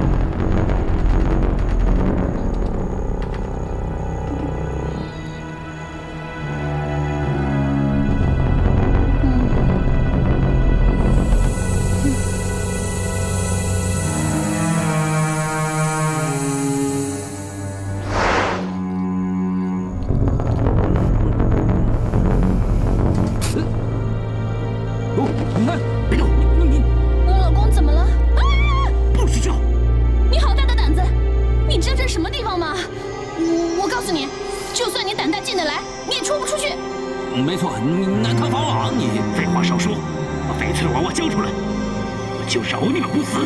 翡翠娃娃，翡翠娃娃，翡翠娃娃没了！上次那贼人已经把他偷走了。上次那人正是我，但是我并没有偷翡翠娃娃，别想诬赖我。我知道上回不是你，上回那个贼人来的时候，翡翠娃娃并不在藏宝室里。我也正想知道是谁偷走了翡翠娃娃，正好借你的剑用用，帮我问问看，是不是你偷走了翡翠娃娃？哎，西叔，你怎么？邓夫人果然好胆色，那我就恭敬不如从命了。冒犯了，说到底把翡翠娃娃藏哪儿了？我真没偷翡翠娃娃，我偷那个干什么？我劝你还是如实招了翡翠娃娃的下落，否则别怪我的剑认血不认人。哎，我知道。哎，西叔，你说句话呀！说谎的男人不要也罢。与其睡在我身边的是个欺骗我的丈夫，我宁可做寡妇啊！还不说啊？心脏在这里啊，看准点。等，翁西珠，我说你比你爹的锦衣卫还要……说不说呀？少废话！哎，信不信我宰了你？哎，我说，我送人了。送给谁了？刺，往这刺偏了我不怪你，我会向我爹求情，饶你不死。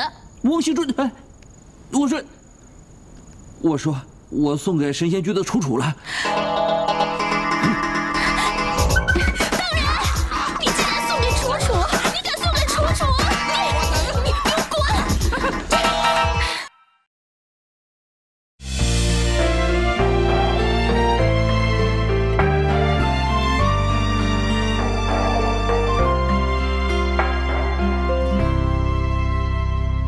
时间的风霜堆成了桥梁，搭在湖面上，通向你的身旁。看到你转身的模样，你未说出口的心房，却有着默契的方向。一句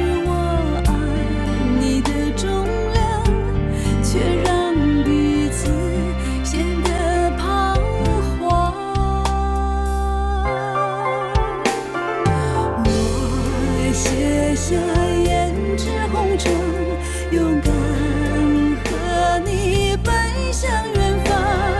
深深藏心底的欲望，也许你我都无法阻挡。我卸下胭脂红妆，泪如烟雨，江南起航。